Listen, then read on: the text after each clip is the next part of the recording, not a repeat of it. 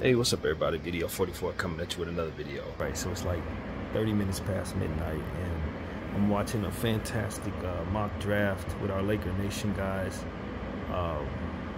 And they predicted what they thought the Lakers may do with the board having shaken up a certain way that was similar to last year, in the sense that a lot of the common guys that you would want on the board were gone. I think the best looks I saw were like Isaiah Collier, Yves Messi, Jacoby Walter was still on the board, but some of your favorite guys are basically gone. You know, Zach Edey's off the board. You know, you can still see Khalil Ware, he was there. And Sean Davis, the Laker Nation guy, took Yves Messi. Not because he thought that's what he would want to do, but because he predicted that's what the Lakers would do. And everybody, both guys agreed that that's not what they wanted the Lakers to do, but it would be something they predicted. I don't think the Lakers should do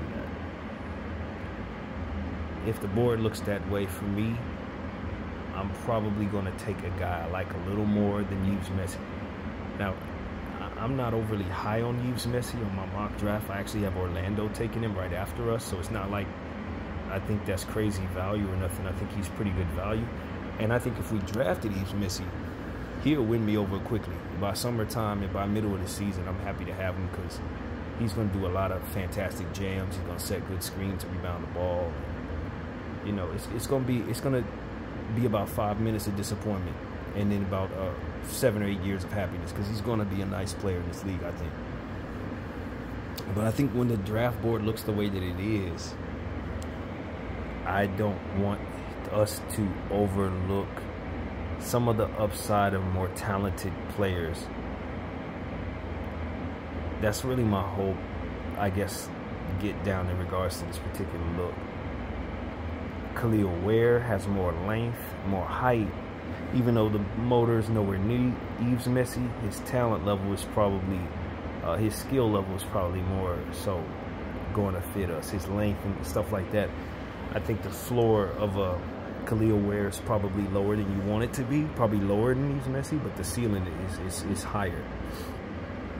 I look at a guy like Bub Carrington, even though I don't think the fit is that great. He's kind of like a parallel to D'Lo, but underdeveloped, probably a little lower ceiling than what D'Lo ultimately has become, but somewhere near D'Lo when I think he reached his best peak. I like him. He's going on a quick growth spurt, but he's got a lot of developing to do.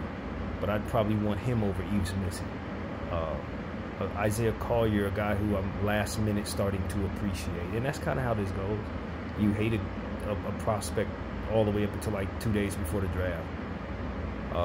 But Isaiah Collier is somebody that's starting to rise up on my draft boards for the Lakers. I'm just starting to get around to understanding just how much he can do driving at the rim and drawing fouls. And some of the questions I had about him are, you know, starting to kind of ease my concerns about him as it pertains to the fit that we would have. Now, still, he's not the highest on my board.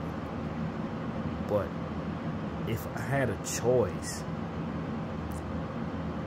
I probably would want him in most situations over Yves Messi. Now, honestly, for us, since we need a big so bad, I'm not really sure if I'm smart for taking Collier over Messi.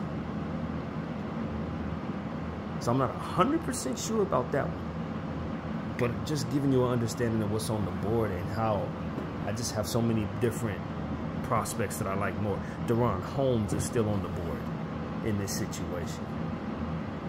Khalil Ware is still on the board in this situation. Jacoby Walter is like the highest rated guy on the board in this situation. So I'm just saying, I don't want the Lakers to take Yves Messi now at 17. I really don't. I really don't. Because in a nutshell, if I acquire Yves Messi, I'm happy. But if I'm choosing between him and a bunch of other guys that I expect to be on the board at 17, that's a whole nother conversation. And so that's really my point of view.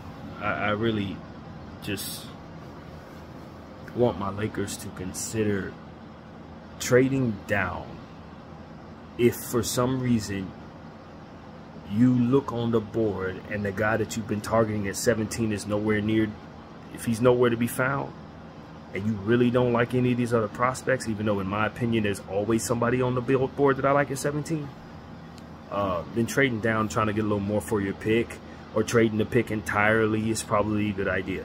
I understand that they're talking about trading for Jerami Grant. I am personally not a big fan of Jerami Grant on this team because I don't buy the shot. Now, a lot of people have been telling us over the last couple years his three-point shot has come around.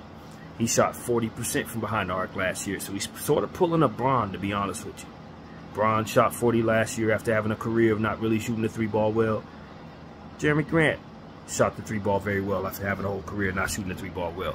I remember Jerami Grant when he was a rookie with the Philadelphia 76ers, and his three-point shot was bad. Like, bad. And he developed it over time, and now him being a 40% shooter is wild. And it also speaks to the idea of what guys can develop into being from where you see them now. Because if a guy like that can develop into a 40% shooter, believe me, there are a lot of guys with some upside who they think can't shoot that are probably developed by year 8, year 9 into being pretty decent three-point shooters if they put their mind to it. Separate idea, but something to consider going into this draft night. But whatever the case may be, if for some reason the draft board looks terrible to the Los Angeles Lakers front office, I have no problem with them trading the 17th overall pick. Because if I saw that problem coming last year, I would have okayed us trading that pick that beforehand. You see what I'm saying? If I'd have known we were going to pick up Jalen Hood-Schifino, I would have told us to trade the 17th overall pick every day leading up to the draft. So there's no way of really knowing what the Lakers' options are going to be. But I think being at 17 this year leaves me much more optimistic that I'm going to find something I absolutely am happy with than last year. Even though this is supposed to be a weaker draft, I think having 17 in this draft is better than having 17 last year, based on what I expect to be on the board. So there are several players that could fall to us that I do not want the Lakers to pass up on. Yves Messi, unfortunately, in my humblest opinion, is not one of them. I think he's going to be a fun player. I think we'll be happy to have him, but I'm not taking him over some of them other prospects, man. I'm not doing that. Not based on what I feel I want from my team. DaRon Holmes is somebody that I think fits so well that I can't help but see needing what he does on my team. But I don't have him ranked ahead of some of those guys. In fact, I don't think I have him ranked ahead of Yves Messi for the draft board, to be honest with you. If I'm, say, Orlando, I'm probably going to take Yves over DaRon. If I'm New Orleans, I'll probably take Yves over DaRon. You see what I'm saying? And that's something to understand about the differences between mock drafts and draft boards. Mock drafts more so take into account both your draft board and the fit for the team and the fit for the player. Your draft board doesn't think about any team at all. It just ranks players. And I don't think a lot of people who pay attention to these things really consider that a lot of times. But they're two very different things, and they are centered around different subjects that help you rank your players. So DaRon Holmes is somebody I have ranked a little further behind, but for what we are, we should have him higher than the field does, if that makes any sense. So for us, I like him at 17. But it depends on who's on the board, man. It depends on who's on the board. I firmly believe if you have a lottery talent on the board, unless that lottery talent absolutely doesn't fit, or you can't arrange things properly so that you have it make any sense for your timeline in drafting this player, you should draft a lottery pick. The consensus understood lottery pick. Now, the problem with that is consensus can fail you a lot of the time. And that's what it is. But I've been looking at mocks, and they've been having us take guys like Yves Messi and Deron Holmes, and we're leaving like really, really good players on the board that are ranked so much higher than they were, you know, than they ultimately fell. And that's just something I'm really concerned about. I'm really concerned about that, because I think it's a great chance of a player like Rob Dillingham, or just a few other names that I just think there's a decent chance they fall. I don't want to spit the wrong name out just to try to fill in for where my head is, but I think it's a damn good chance somebody in that top 15 is going to be there at 17. I don't think that's a reach to say that at all, obviously, but I mean, like, maybe even top 10, just to make it make more sense. Somebody's going to fall, man. I could see a world where Bruzelis is still on the board for, you know, for us at 17, since he's falling so much in people's minds right now. I think it's pretty damn automatic that the Lakers take that player, in my opinion. Ron Holland, I have no doubt that Ron Holland is one of the best players in this draft, but not a lot of people are high on him. You know, weird stuff like that, man.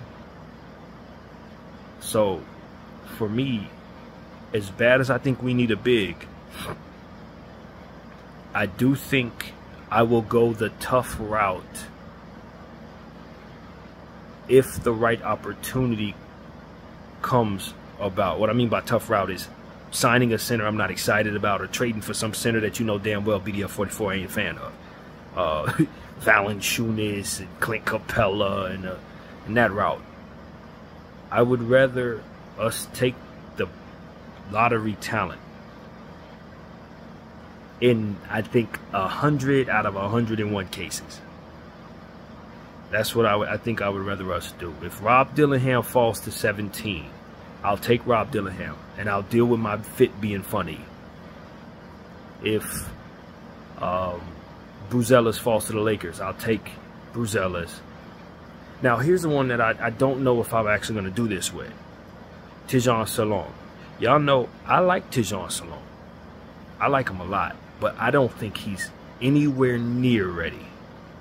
And doing a little more homework on him, some of his deficiencies are not anything you can work with our timeline. I think 6 years from now, if we have him to hold on to him, he could be one of our best players. But for the timeline we're in right now, I don't think you should probably draft him. So he might be the one guy that I think I'm high on, but I'm probably going to pass on, and I think he's a lottery talent. I don't think that's overly wise in most situations, but if you're going to use your 17th overall pick on a guy who's 2 years away from being 2 years away, I think that's going to be something you probably regret with our timeline. I think the boom or bust potential of that particular player, the risk there, I don't think is worth the reward, knowing that we have to wait on that reward. Now, if you tell me we're going to blow this thing up, then yeah, Tidjane Salaün is great.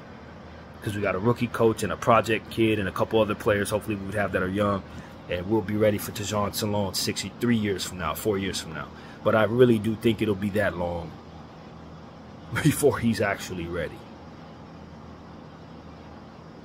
But that's kind of like, if he falls to you, do you take him or do you take the best fit or the big, so you don't have these issues trying to get a big? I probably am going to take a big, depending on who that is. If it's Zach Edey, I'll probably take Zach Edey over Tidjane Salaün.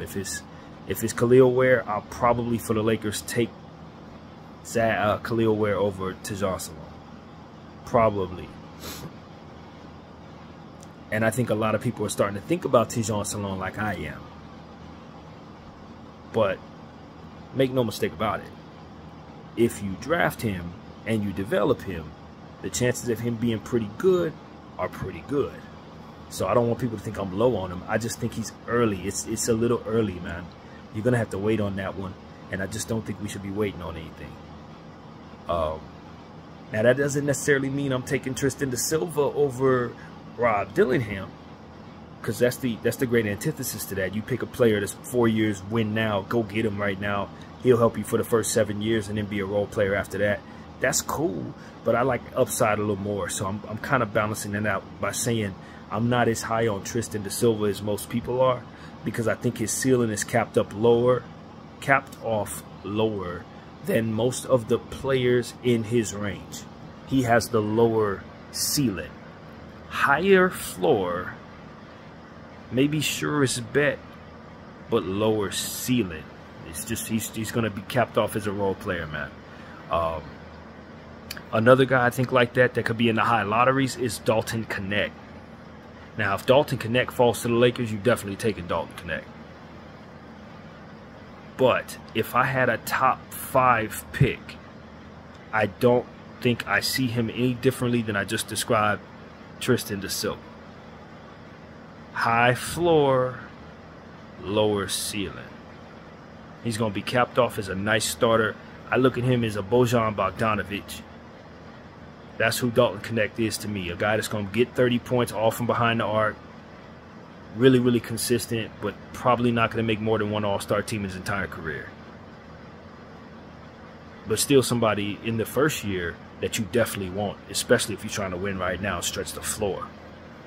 You see what I'm saying? So it's like you got to find a balance between not going too far into the I need to win right now and I don't care about the upside of our talent. Why?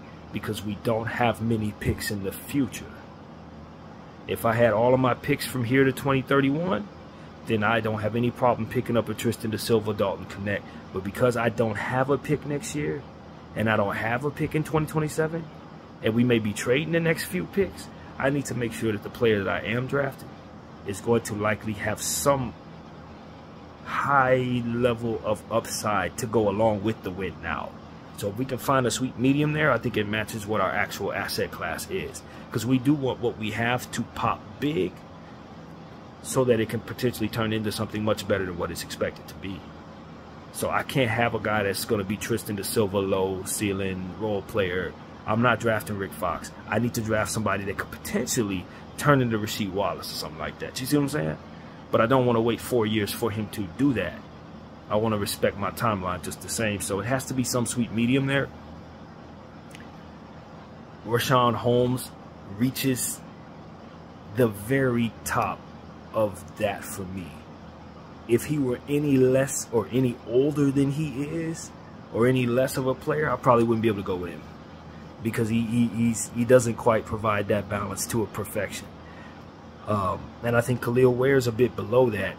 Floor low, ceiling high. Gotta wait on him a little bit. So it's like, it's hard to find what you need, and that's kind of why I'm leaning toward one of two things.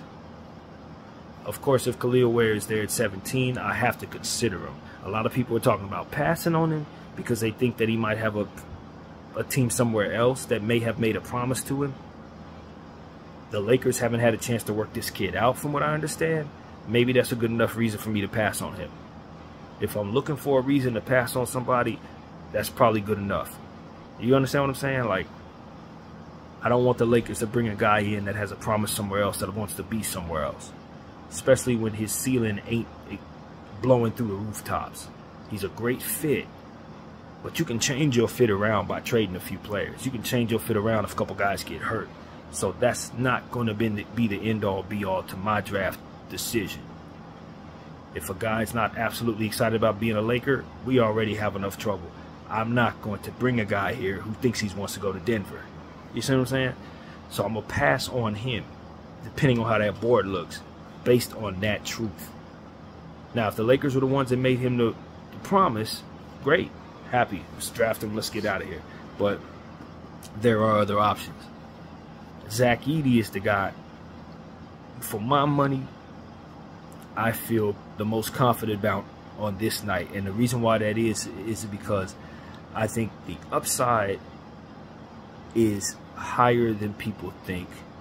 the ability for him to help me right now is there because he's a junior, 22 years old, not too old, not too young. 307 pounds, 7'4", pure man-child, dunking on people's heads, 24/7, offensive rebounding, blocking shots, rebounding the ball. I need those things. I need spacing too, but he's not a deficient three-point shooter. He's capable of hitting the shot if left back there, so that may be good enough. And may be good enough. And from what I understand, a guy like DaRon Holmes, and listening to experts talk about his three-point shot, it's one of those things where he's going to have to hit a few of them for him to be respected. It's not like you're just going to, you know, get out there and space the floor completely defensively to allow for everything. He's going to have to prove himself to hit shots. Well, in my mind, Zach Edey's the exact same way. He's got to prove himself too. So if I can't have that advantage with DaRon Holmes, then that really is what ultimately is the selling point for me, is his stretchability. You see what I'm saying? That's why I'm starting to lean a little further away from DaRon Holmes. Because if the three-point shot isn't absolutely legitimate, then some of his other potential deficiencies may not necessarily make him as worth it as I thought. So, like, this is why things shift very quickly. As you continue to do homework, listen to experts, and then listen to hear, you know, what the word on the street is. The word on the street is he has a promise somewhere, and he ain't working out for nobody but that one team, whoever they are. Couple that with his length issues and inability to potentially stop lobs, which is something that is being utilized by the Dallas Mavericks repeatedly. If we can't stop that with him, and he ain't gonna give us that stretch three-point shooting that is just solidified, not as high on him. Couple that with the fact that he played for Dayton and maybe some of the competition may not have been as strong, I can't have him as high on my board as I've had him. Not as high as I've had him. Now that I'm starting to get more intel about the specifics of his situation, it's like, you don't want to work out for my team? You've given me a reason to pass on you, bro. As much as I think you fit, there are other options that I just need a reason to pass up on you, who's lower down on my depth chart, on my draft board. I got to reach down to get you to begin with. You see what I'm saying? So it's like, this is exactly how I'm viewing this situation. So for me, it's like, who is my sweet medium? DaRon Holmes moves a little further back. Zach Edey moves a little further up. Khalil Ware, probably the guy with the highest upside, but I got to wait on him. Yves Messi, not enough talent overall. I like the motor, and I like what he's good at. But his skills and all these different other things, very limited. I can find more talented basketball players in this draft. That's just the reality of it. He's a strong brother, athletic brother, going to be dynamic. If I happen to have him, I'm happy to throw lobs to him, happy to run pick and rolls with him. But he can't dribble, he can't, you know what I mean, can't shoot. Not a great free throw shooter, so it's a lot of stuff about him, and I'm just like, you know what? Even though he has some strong sliders moved all the way up, some of the ones that he has lower are a bit lower than most of the players around in the range. And so I don't feel as comfortable drafting him at 17 when I have other potential players on the board, especially if some of them lottery dudes are falling back to me. I can't actually go there with it. So it's like, you see how my mind is starting to put all this together as the draft board that they were looking at is on my mind. It's like, Edey's already off the board, so, you know, DaRon, Khalil, Jacoby Walter, Furphy, you know, it can get a little tricky, man. In that situation, if the Lakers don't like what they see, go ahead and make the trade that you want to make. Whether it be to trade up, trade down, you know, whatever may be in the works. There are no perfect prospects in this draft. Salute the Kobe minute. There are no perfect prospects in this draft. But we do have to be wise with our asset class. You can draft for fit. One or two injuries could change that fit entirely. Now you don't even need the same things no more. So taking the best player on the board, especially if a lottery pick falls to you, is probably the smart move. But know who that is and what you can do for them and what they can do for you. Because if it's a player that's going to take a million years to develop, and there's a decent chance he doesn't develop properly, you don't want that player. So it's tricky as hell, man. And I don't envy the people who have to actually make this decision. And I do think that things are going to be manifesting in real time, because your options in your mind are not going to necessarily be your options that day. And you can have in mind what you want, and all of a sudden things will change right away. And then you'll look up and realize you had an opportunity of somebody you didn't think you could, and maybe the guy you really like is off the board. So that's why doing as much homework as possible on these prospects for the people making these decisions is ever so important. Listening to as many talking heads, seeing as many mock drafts, etc. All of that intel is important. And so that's just my point of view, man. I'm sure there are other aspects of this that I would love to have spoken up on right now. Starting to get a little sleepy, but I'll tell you the truth, man. I've never been more excited about a draft, man. Never been more excited in my life, because at the end of the day, I know that this draft holds a lot of depth. Most of the players in our range are the players that you want in this draft. It ain't really the first, second, and third, fourth pick in the draft. It's somewhere between 14 and 30, 35 is what you really actually want in this draft. And some of them dudes behind our guys, I fully expect to have better careers than some of the guys that are going to be drafted at the top. It's just the kind of draft this is. And if you luck out and get the right one, you're going to be ecstatic. So for us, given the fact that we drafted so poorly last year with Jalen, even though he could still pan out, he could still very well pan out, but for what we needed, it looked so bad. And for what was on the board, it was very bad. And that's just the reality of it. You're talking about the two guys that got drafted behind him were on the all-rookie team, and Podziemski and Jaime Hawkins, and then of course my favorite, Cam Whitmore. So we can't afford to let something like that happen again, man. And I don't think we'll get as lucky as we did last year with Cam falling to us from the 5th spot all the way to 17 this year. I don't see nothing like that happening, man. You don't get Rob Dillingham and necessarily, or a better option, a better version of that would probably be like Reese Shea dropping to you or something like that. I don't see that happening. But if it were to, you draft that player. That's basically my point of view. So that's where I'm at with it, man. That's where I'm at with it. I think the guy that fits all of my ultimate hopes for our range is probably the main big name that everybody thinks is so damn cliche. Zach Edey. I just feel confident that I can bring him in at 300 plus pounds, 7'4", 9-foot standing reach, and I'm going to be able to do some very simple things. Run screen and rolls for my ball handlers, offensive rebounds constantly, draw fouls on both sides of the floor, block shots, dunk the ball repeatedly, get a lot of points out of this guy, and not have so much need to be on the floor that he's taking away from Anthony Davis. But if I want him to play a lot of minutes, he's used to playing 30 minutes a game, which is something that needs to be said. Because his counterpart down there, the guy that everybody likes, Klingon, he does not conditioned to do that. He's not conditioned to do that. I think I've told y'all a long time ago, I think Zach Edey's a better conditioned athlete. Most people disagree with me, but the eye test tells me Edey's a better player as it pertains to conditioning, running the floor, and overall coordination. I think I'm the only person that says that. But what my eye test told me is Edey's probably the guy that I trust to outlast Klingon on the basketball floor. And he's bigger too. So I know it's cliche. I know it's tongue-in-cheek. It's almost a joke. Zach Edey. All the fans want Zach Edey. The big name. It's so corny, to be honest with you. But when you look at the player and dig deep into actually what he can do for you, I almost have deduced that he's the best player for us. Like, literally.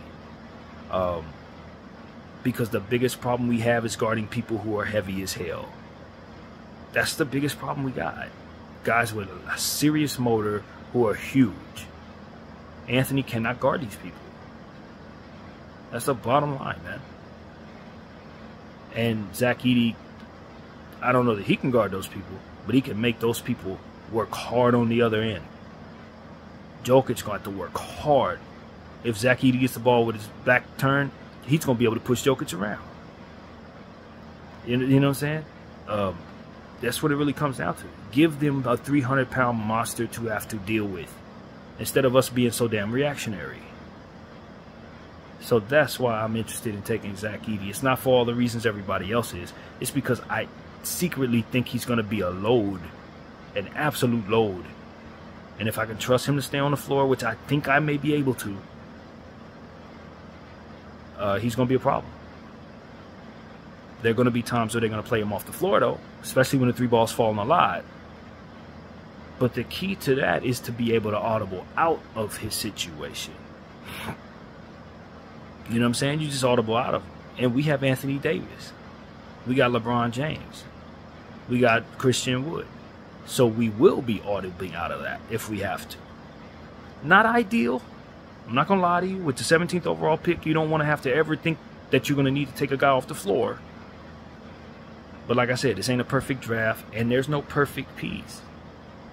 And at the end of the day, the other guy that I think is best for us, DaRon Holmes, has some serious weaknesses in some certain areas, including 70 pounds less weight on him than Zach Edey. 80 pounds less weight on him than Zach Edey. And that weight is going to be seen a lot when Jokic has his back to the basket, turning and hooking the ball over DaRon Holmes. And that is what ultimately I'm trying to draft to prevent. So that's something I need to say, man. I've been high on DaRon Holmes all this time. I still am pretty high on him for our fit, but for the specifics of what I thought he would be able to do, I don't know that I can actually count on him to do it. And that's what's starting to change my mind. If I'm going to address this problem, I got to address it head on. I can't just be kind of floating around the chance of me maybe being able to do it. No, I got to get it right. And so that's what I want to say to you guys. If Jeremy Grant can continue to shoot above 40% or around 40%, 38% from behind the arc this year and play fantastic defense, I think he would be a hell of a find for us. But can you put him on Jokic? Hell no, you can't put him on Jokic. And that is what I have to really say. Do not go into this season without having somebody large that can legitimately make Jokic work hard, man. Do not do that. And if you have a chance to draft that player in this draft, it's your responsibility to do that, Rob Pelinka. So that's my point of view, man. You can make all types of trades. You can get all types of wings. We can do all types of things. But if we don't have that piece in place, we're going to be losing more games to the Denver Nuggets, and that's not going to get JJ started off the right way. Do listen to JJ Redick, too. Do listen to JJ Redick. If he sees something, take it into very serious account. Because I trust his basketball mind. And I think if he knows anything at all, it's this damn sport right here, man. So trust him when making decisions in this draft and with this roster. So that's my point of view, man. Love what I saw today from the presser. Definitely love what I saw from the content that prompted me to watch this. Shout out to the Laker Nation guys as always. Thank you all for watching BDF 44. I'm out.